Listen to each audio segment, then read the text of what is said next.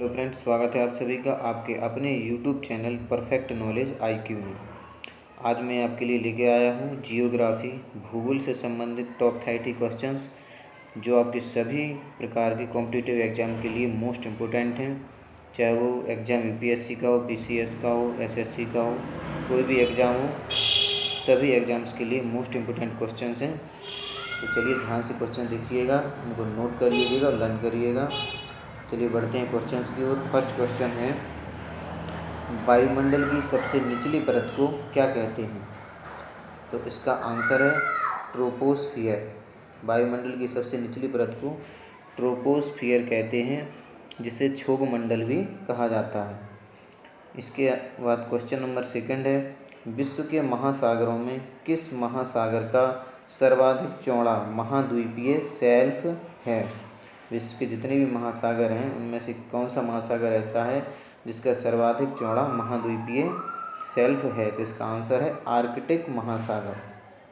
Arctic महासागर को continental shelf भी कहते हैं। अब इसमें एक शब्द आया है महाद्वीपीय शेल्फ। तो महाद्वीपीय शेल्फ होता है समुद्र का ज़मीन से ढलान वाला हिस्सा, जो ज़मीन से समुद्र की गहराई की ओर उतरते हैं वो ढलान वाला हिस्सा होता है, उसे महाद्वीपीय शेल्फ कहा जाता है।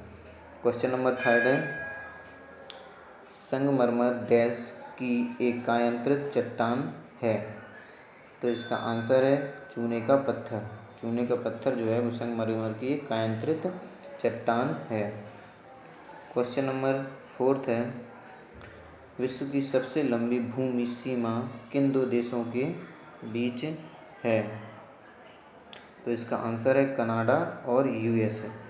जो सबसे लंबी भूमि सीमा है वो कनाडा और USA के बीच में है, क्योंकि कनाडा और USA के बीच की दूरी लगभग 8,891 किलोमीटर होती है। अन्य देशों की सीमा की दूरी के अपेक्षा यह दूरी काफ़ी अधिक है, इसलिए कनाडा और USA की सबसे लंबी भूमि सीमा होती है अन्य देशों की अपेक्षा। इसके बाद क्वेश्चन नंबर 5 है, तारामंडल सप्तऋषि को पश्चिम के निवासी किस नाम से जानते हैं? जो हमारा तारामंडल होता है सप्तऋषि, उसको पश्चिम के निवासी किस नाम से जानते हैं? तो इसका आंसर है बिग डिपर। बिग डिपर के नाम से पश्चिम के निवासी तारामंडल सप्तऋषि को जानते हैं।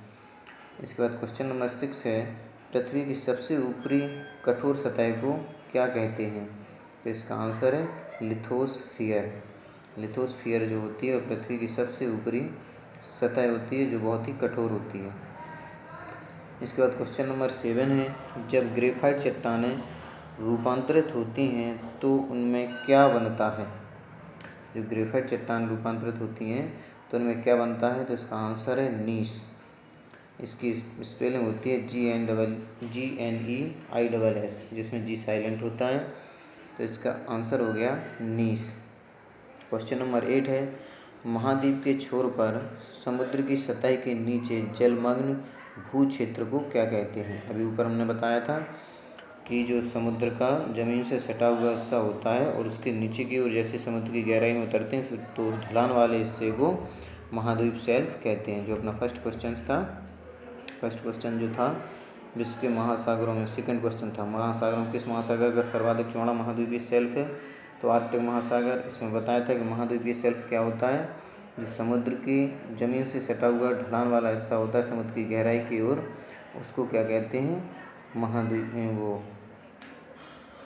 महाद्वीपीय शेल्फ। जो समुद्र की सतह के नीचे जलमग्न भू क्षेत्र होता है उसे महाद्वीपीय शेल्फ कहते हैं। इसके बाद क्वेश्चन नंबर 9 है, सुनामी नाम किसे दिया गया है? भूकंप को, समुद्र के नीचे की तरंग, चक्रवात, ज्वारीय तरंग। तो जो समुद्र के नीचे की तरंग होती हैं उन्हें सुनामी का नाम दिया जाता है। तो सुनामी नाम किसे दिया गया है? समुद्र के नीचे की तरंग को।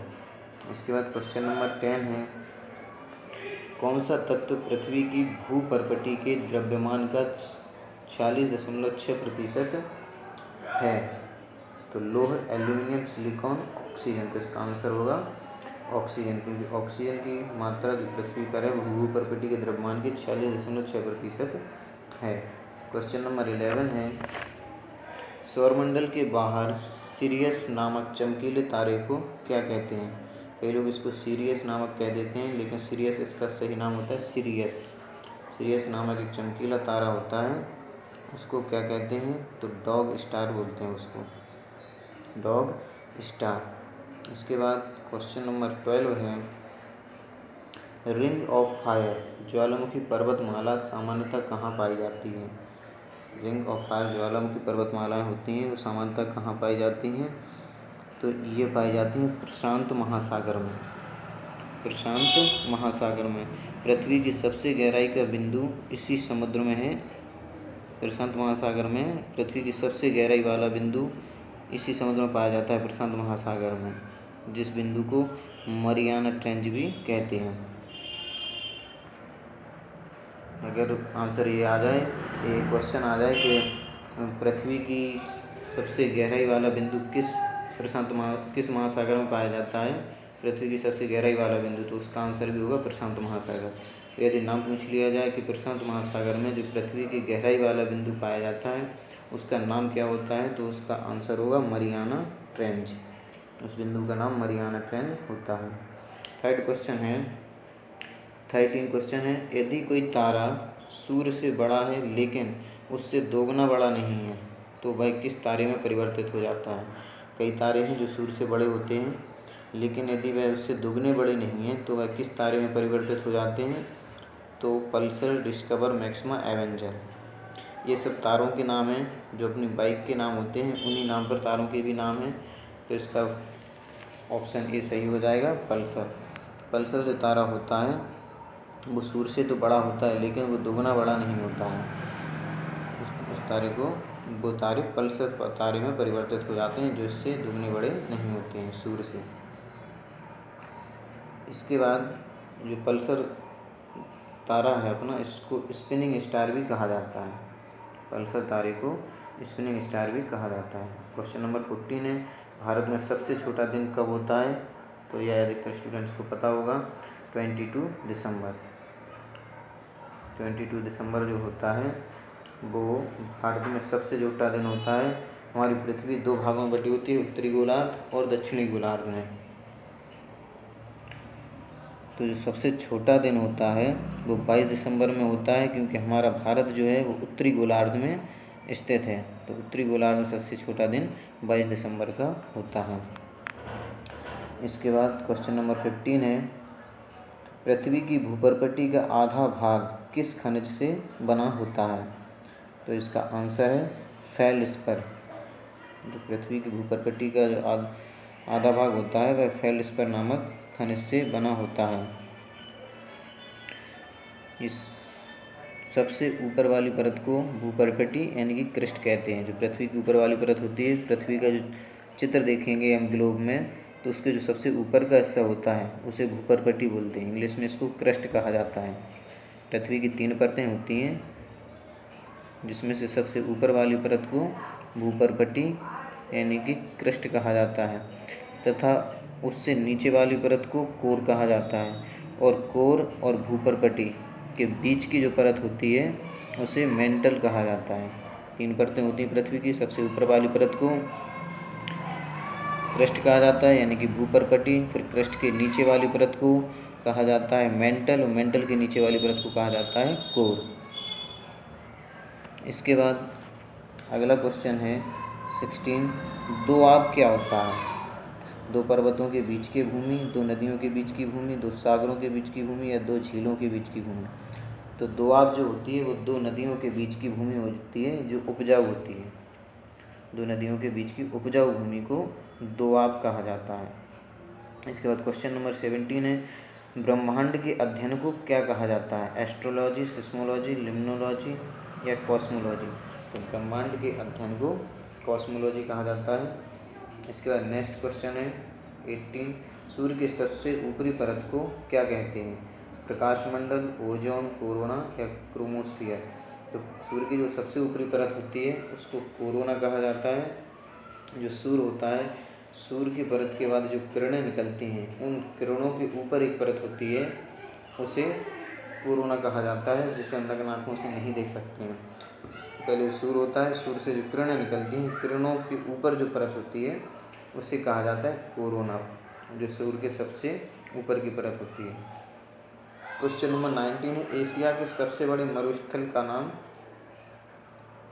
क्या है? एशिया के सबसे बड़े मरुस्थल का क्या नाम है? तो इसका आंसर होगा गोबी मरुस्थल। सहारा, अटाकामा, थार ये सभी मरुस्थल हैं, लेकिन जो एशिया का सबसे बड़ा मरुस्थल है वो है गोबी मरुस्थल। उसमें ध्यान देने वाली बात है कि गो भी नहीं होता है, गो भी होता है, वाह होता है इसमें। तो गोबी एशिया के सबसे बड़े मरुस्थल का नाम है।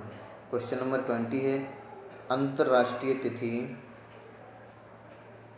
क्वेश्चन नंबर 20 है हमारा, अंतर्राष्ट्रीय तिथि रेखा किस महासागर के बीच से होकर गुजरती है?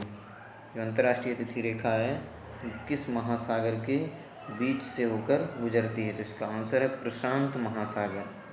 इस अंतर्राष्ट्रीय तिथि रेखा को इंग्लिश में इंटरनेशनल डेट लाइन भी कहा जाता है, जो कि प्रशांत महासागर के बीच से होकर गुजरती है। इसके बाद क्वेश्चन नंबर 21 है, उत्तरी गोलार्ध में वर्ष का सबसे लंबा दिन कब होता है?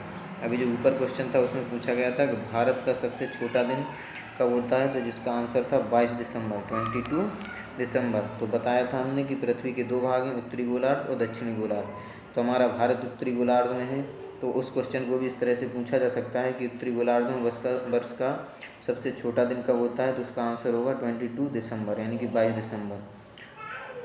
ऐसे ही ये वाला क्वेश्चन है, उत्तरी गोलार्ध में वर्ष का सबसे लंबा दिन कब होता है, तो इसका आंसर है 21 जून। इसको इस तरीके से भी पूछा जा सकता है कि भारत में वर्ष का सबसे लंबा दिन कब होता है, तो उसका आंसर होगा 21 जून, क्योंकि भारत उत्तरी गोलार्ध में ही स्थित है, तो यहाँ भारत भी हो सकता है और उत्तरी गोलार्ध भी हो सकता है। इसके बाद क्वेश्चन नंबर 22 है, ज्वालामुखी से निकले पिघले लावा के ठोसीकरण से बनी चट्टान किसका उदाहरण है? इसका आंसर है बेसाल्ट चट्टान का। जो हमारी बेसाल्ट चट्टानें होती हैं वो ज्वालामुखी से निकले लावे से बनती हैं। जो ज्वालामुखी विस्फोट होता है उससे जो लावा निकलता है फिर वो ठंडा हो जाता है, ठोस अवस्था में आ जाता है, तो उससे जो चट्टान बनी होती है उन्हें बेसाल्ट चट्टान कहा जाता है।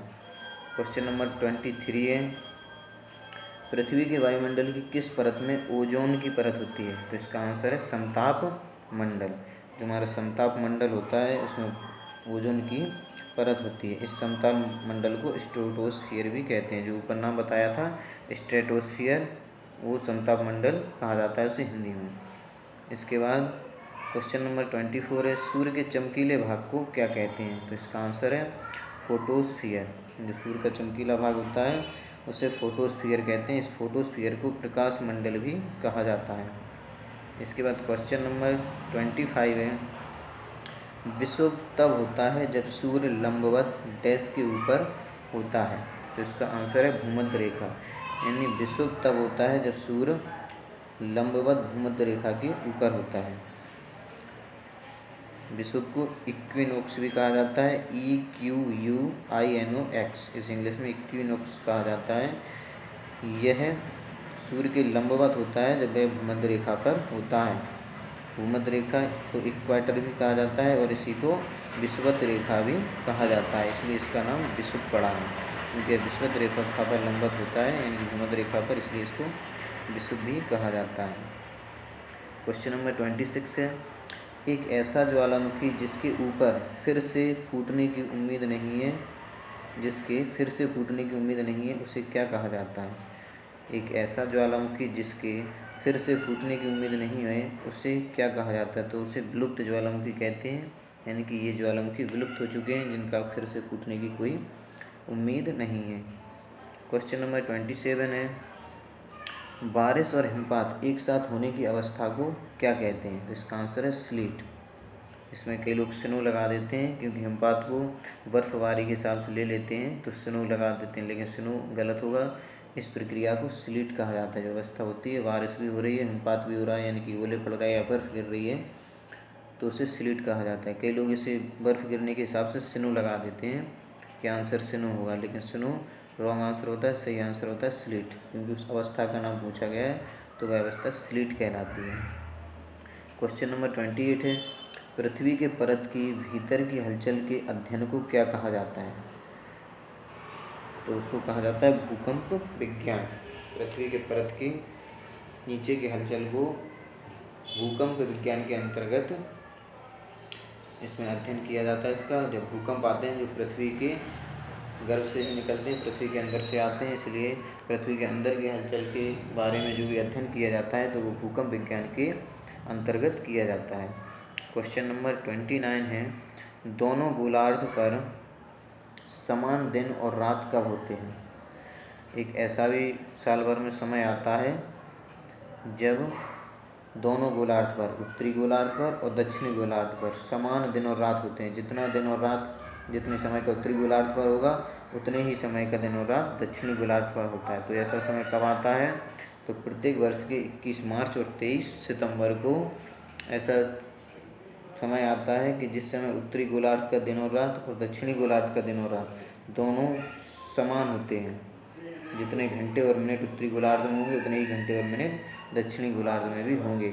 21 मार्च और 23 सितंबर के दिन, एक 21 मार्च का दिन, दूसरा 23 सितंबर का दिन। साल में 2 बार का 2 दिन ऐसे होते हैं जहाँ उत्तरी गोलार्ध और दक्षिणी गोलार्ध दोनों में दिन और रात का जो समय होता है वो समान होता है।